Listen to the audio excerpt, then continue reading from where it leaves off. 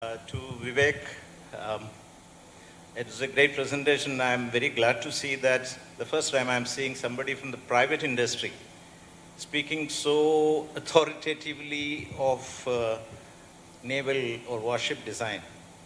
You are very precise in your terminologies, in your understanding. Of course, you have not gone deep into each of those. It's a very vast domain, but you're very precise. I'm very, very glad to see that. I'm sure that it's a good sign that this business of warship design does not remain only with the Indian Navy or Ministry of Defense. I wish you all the best. Only one question I had, what was the software you use specifically for predicting the signatures, especially magnetic signature, then the underwater radiated noise, um, then the shock resistance or the underwater explosion? There are various softwares like Radios or LS Dyna. I just wanted you to name the software which you have used for this. Thank you. Yeah, thank you, sir. Thanks for your comments. So this also happens to be, I think, if not the first, one among the first projects, which is a Directorate of Ship Production project, which was given to the private industry, where we were involved in the basic design as well as signature management. So we were kind of in that way lucky to be part of it.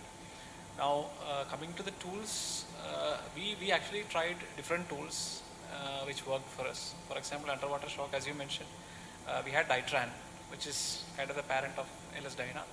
And the last simulations which I saw is using radios.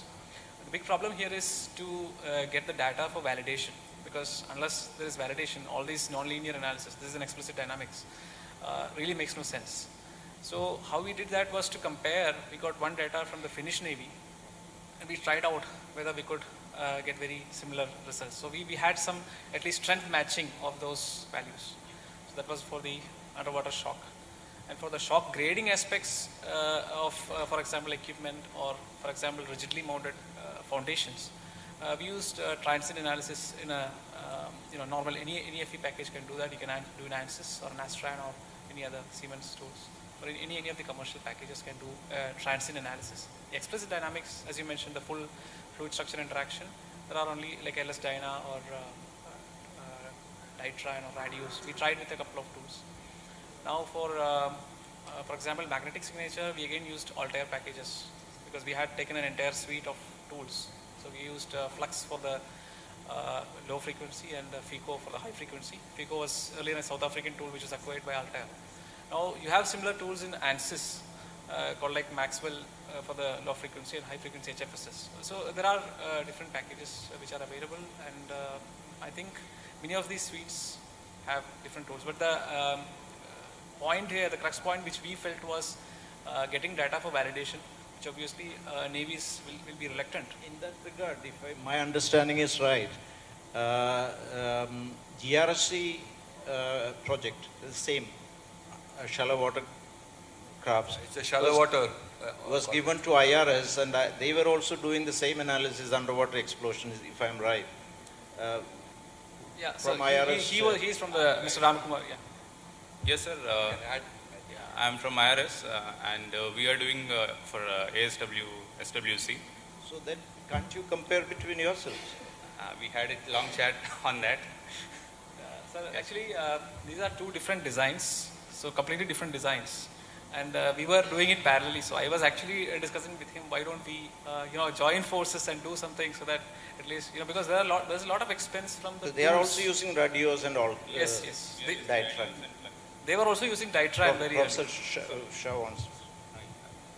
I can tell you the background of this. When the contract was awarded, 4 went to Cochin Shipyard and 4 went to GRSC. So since I was working closely with GRSC, they said that most probably they will work jointly, which is the right thing to do, as you have seen in the last paper. But for some reason, GRSC called us and told us that we are going to do our independent design. So the hull form that is there with GRSC, the basic hull form was developed again by the methods I told you, iteration in CFD, given to GRSC and model tested only for the resistance to validate. Other tests were done in marine. The hull form itself is now, at least the underwater and the up to deck is completely different from what Cochin Shipyard is making and what we have given them. Now there lies the problem. He was talking about hydrodynamics is not important. I have developed the hull form underwater based on hydrodynamics, and we have a bulbous bow. They don't have a bulbous bow. So let's see when the results are put in water, okay, who should be put to the guillotine, okay. We will see that, okay. So this is the background. So there is a problem there.